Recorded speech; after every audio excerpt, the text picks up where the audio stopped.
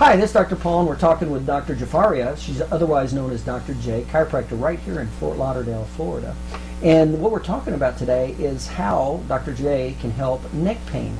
So, Dr. J, I take it you see as a chiropractor, you probably see a lot of patients with neck pain.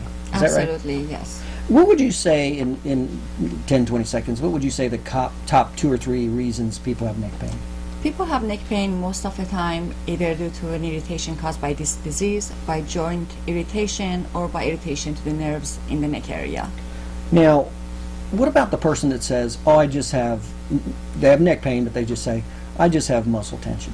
Is that a true reason for having neck pain? Well, it depends how long they've had the muscle tension for. If you've had muscle tension for a few days, then it should go away on its own, by itself. But if you've had muscle tension for 3 years, then it's not muscle tension. It's probably something else deeper that is feeding into the muscle tension. Okay, so okay. The reason, do you get that every now and then? Patients go, oh, that's just muscle tension. Yes, we see that. And then you examine them, and there you are. What do you find?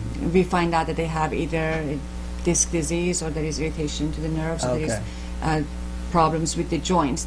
That, of course, they are having muscle tension, but the cause of it, the reason for it is not the muscle tension. Muscle tension is caused by something else, such as disc problem, joint problem, or nerve problem. That makes a lot of sense. Let's talk about each one of those for a second. Now, let's say I am a patient. I'm seeing you for a disc problem. I come to see you, and it's a disc problem. How can you help that? All right. Disc problem, whether it's a herniated disc or a bulging disc, we see that very often at the office, and first of all, by introducing spinal mobilization and spinal motion in between segments, because the disc is sitting, remember, between 2 bones. The bones are hard tissue, the disc is soft, and it's sitting between the 2 bones. By creating movement in between those 2 segments surrounding the disc, we allow the disc to breathe, to have more room, and have more room in the space where it should sit, so that it does not cause as much irritation to the surrounding tissue and nerves. Now, that makes complete sense what you said, but if I have a disc injury and I got neck pain and I'm coming to see you, what you just said to me sounds like it's going to hurt. It does not.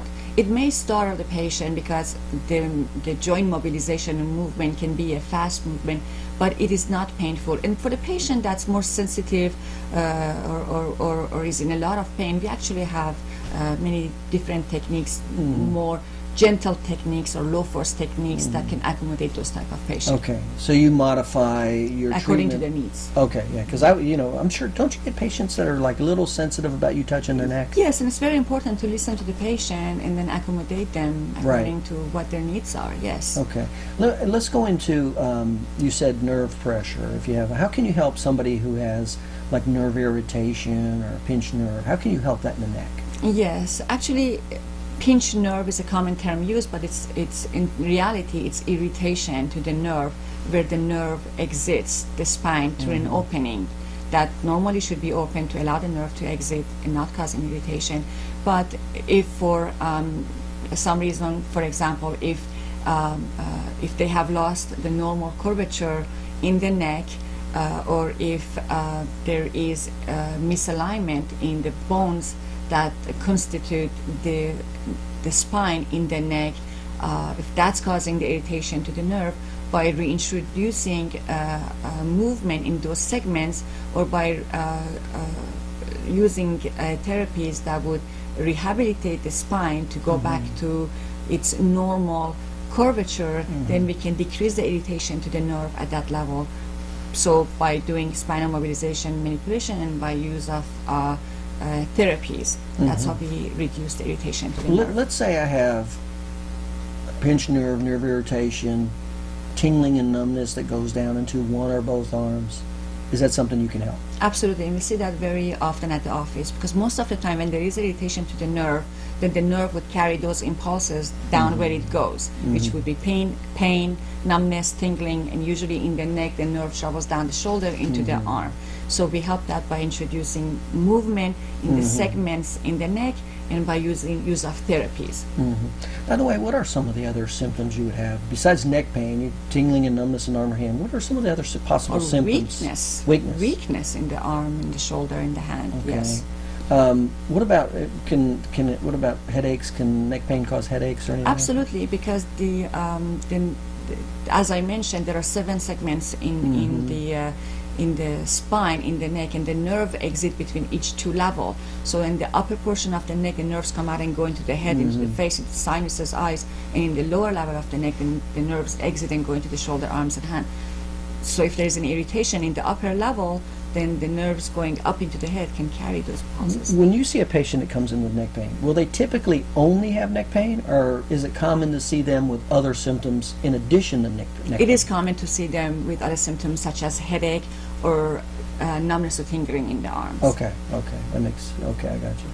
And then, so you said disc, and we talked about nerve pressure, and what was the other reason you said? Irritation at the level of the joint. And what can you do to help that?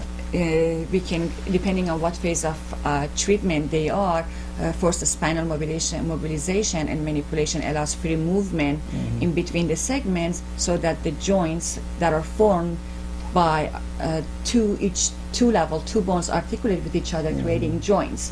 And by creating movement at level of the bones and those 2 segments, we free up the joints so that they can articulate freely, and there is no pressure and pain at that level.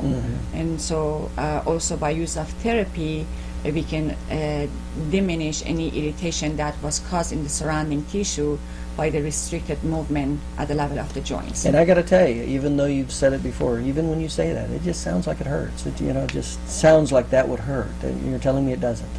The manipulation? Yes. The manipulation is not painful, but it may startle the patient.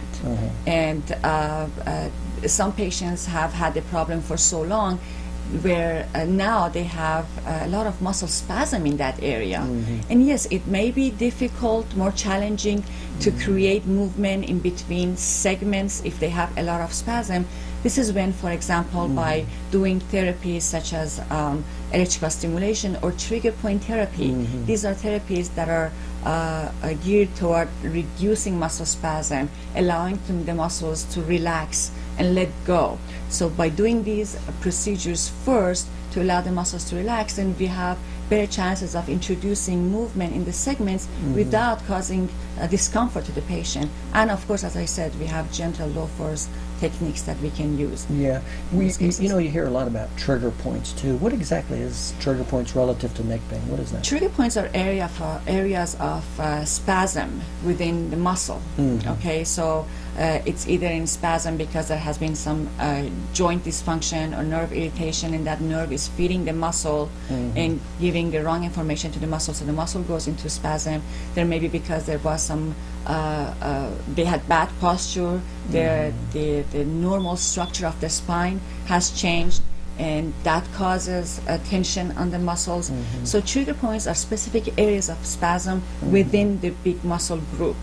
And not only there is spasm, but because there is decreased blood flow in those areas, there is also accumulation of waste material in the cell at that level, which further increases the pain. So by doing trigger point therapy, not only we allow the muscle to relax because we overcome the spastic frequency of the muscle, but also we temporarily cut off the blood supply to the area, and then the pressure is usually applied for 8 to 12 seconds.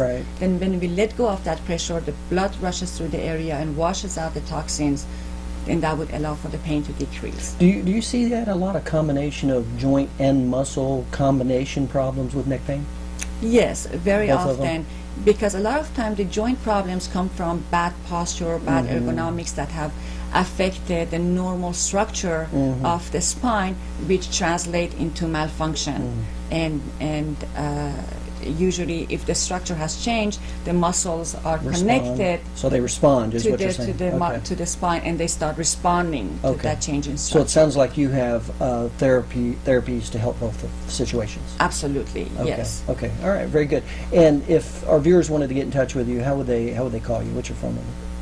We are located in East Fort Lauderdale. Our phone number is 954-229-1995. And one more time, a little slower. 954-229-1995. And how about your location? Where did you say you were at? East Fort Lauderdale, East Commercial Boulevard, 1515 East Commercial Boulevard. We are in between Dixie Highway and US 1 on the north side of the street. Okay, very good. All right, again, we're talking with Dr. Jafarieh. and she treats a lot of neck pain. If you're having neck pain, feel free to give her a call.